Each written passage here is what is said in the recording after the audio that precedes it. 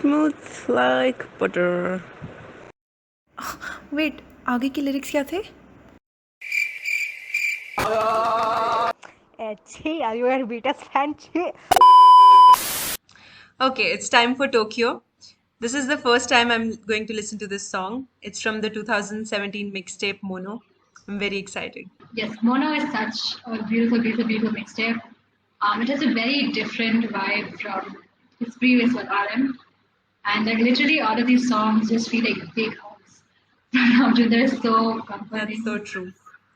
And I mean, somebody added this comment where somebody said like this mixtape was made for everybody with anxiety.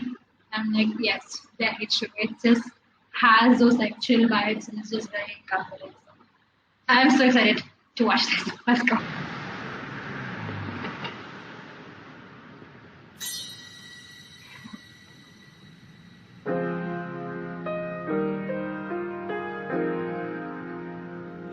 This one.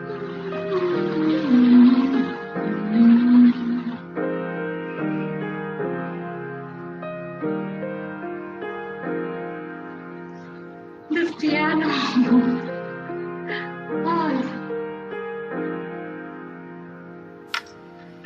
Wake up in Tokyo, feel like a torso. I know it's time to go. I say Pinocchio, we're in a poncho. That's me some time ago. Do I miss myself? Do I miss your face? I don't know. I don't know.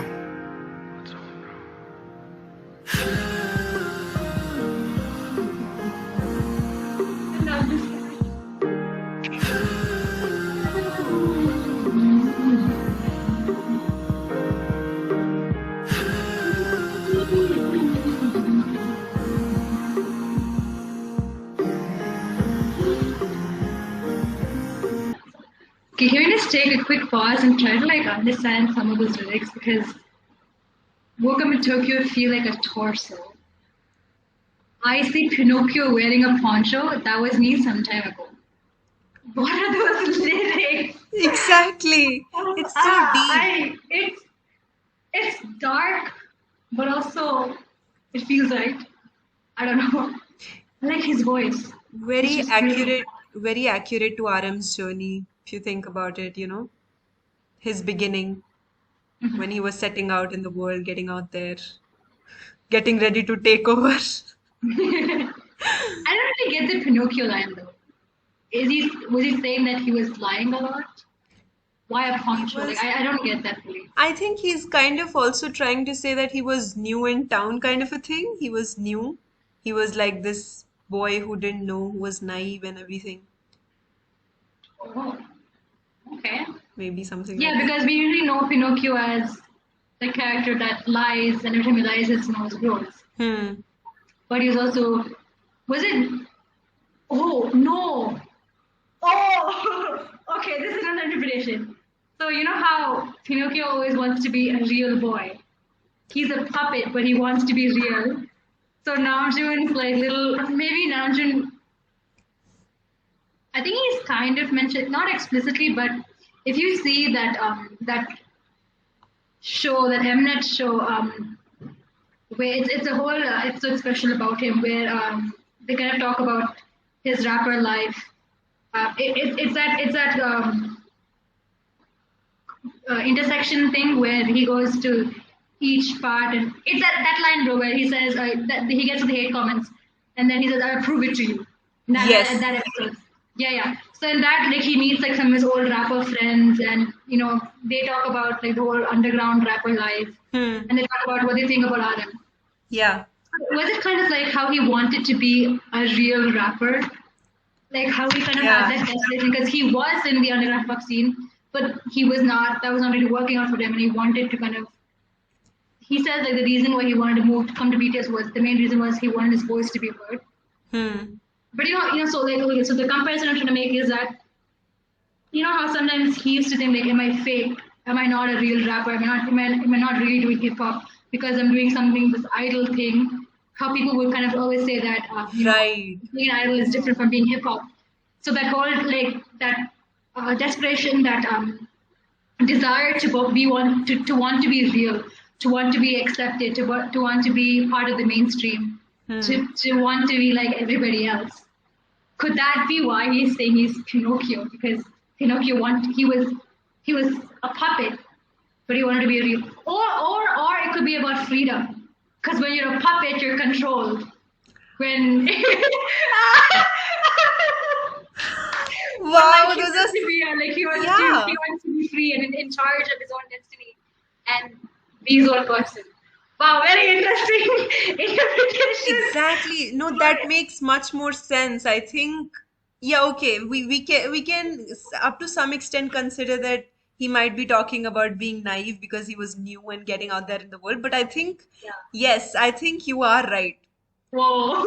He wanted to be a real rapper and didn't want to be controlled. He wanted to feel what it feels like to be real. I think that's Yeah. why so many of BTS's songs are about knowing yourself, speaking yourself, loving yourself. Okay. And that also reminds me of the UN speech, right? He's like, Yeah. no matter what your gender is, what your nationality is, what your religion is, just speak yourself. I think that makes so much sense now, right? Yeah. Yeah. Yes. Oh my God. Wow. Okay. I do feel like we're learning and discovering new things about them. That is so cool. Wow. Okay. Nice. Life is a word that sometimes you cannot say. And ash is a thing that someday we all should pay. When tomorrow comes, how different it's gonna be. What do love and hate sound just the same to me? Wow. I can't sit home, sit back. I just wanna stop right. Also, this whole song is in English. I did not miss that. If I could choose my dream, I just wanna stop right next to you.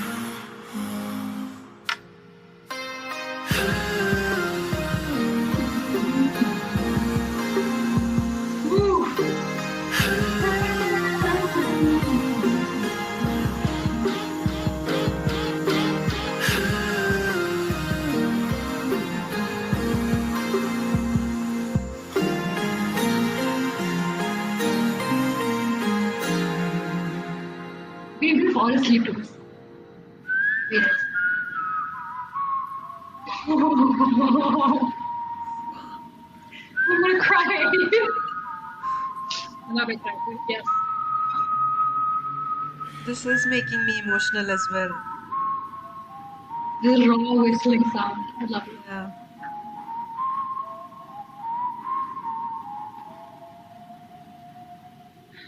Aww, love too. Yes. Okay, I really love that part. The whistling at the end, that was so cool. Like it's not like this raw and like a little bit like off pitch. It's a little bit like off. It's not exactly like on the notes, but it gives it such a nice like nostalgic, comforting kind of vibe. It's like he's right in your ear, like you're right beside him, and he's whistling with you. Yeah. It's so precious. I didn't know he can write so well. Yeah, okay. Can we talk about the lyrics in the second verse? What is that line? Life is a word you sometimes cannot say. Okay, I think it also has a connection with the second line, which is Yeah. basically about how we are all going to turn into ash someday. Ash, right? And life is a word we sometimes don't want to say. I think there is a connection there. I think it's something like because we know that someday we are going to turn into ash. Just thinking about life, just life in general, is something we really don't want to talk about. It's not about the word itself. We don't want to talk about life. And then Yeah. some of us might be getting to that point where we're thinking about the fact that okay, we're all going to turn into ash someday. Why are we caring so much? Why are we worrying so much? Not a lot of people get to that point, Again, but I then am somewhat there. Yes. okay, you are there. Yeah. But yes, I think, yeah, I don't know actually. Maybe after pandemic, more people have started thinking about that philosophy that we are anyway going to die someday. Why to care about life so much? Ooh, ouch, yeah. Yeah. I think, yeah, maybe. Wow, I think that's I'm very getting much dark. opposed to And even the lines in the middle, I think, when tomorrow comes, how different is it going to be? Thing together. Okay, so sorry, correction. Sorry, this was released in 2018, not 17. I'm so sorry. But the thing is, that line, right? When tomorrow comes, how is it going to be?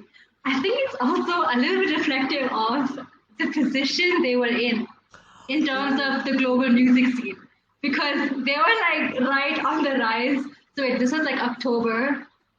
Was this before or after Love Yourself Here? Okay. Sorry, I don't remember exactly. I forgot the date, but because so that year they released Fake Love and Idol, like the title songs. They released Love Yourself Here and Love Yourself Answer. Uh, and that is when they were getting like Love Yourself Here hit Billboard #1, Billboard 200 chart #1, and that was like 2018 was like their peak, one of their peak years, where they were like really like growing in the US and worldwide, Yeah. getting a lot of popularity, getting a lot of achievements, getting a lot of accolades. So in a way, it could also be reflective of like what is the future going to look like for BTS, not just for him, but now that they're on this like journey, what is it? Are we going higher? Are we slowing down? Are we stopping? Like it's a big. But I mean, that was also the year that they were feeling a lot of the pressure. Oh my God, that's the year Mama 2018, where Jin revealed that they were about to disband because Oh, yeah, right. yeah, it's a very emotional moment. At the end of the awards, Jin was like, we were gonna disband because they were facing a lot mentally, and they were like, can we continue this? Like they were having a lot of questions. They were literally about to disband. Can you imagine if we did disband? But anyway. Wow. No, I don't want to imagine. Yeah, no, I don't imagine. I know. But exactly. So like maybe anyway, it's a bit about that as well. Like what is their future as musicians, as artists, as global music players gonna look like? I mean, now they're dominating, but This is it for today. Hope you guys enjoyed celebrating with us. let us know how you're celebrating RM Day down below. Annyeong! I got that superstar gusto. Hoo.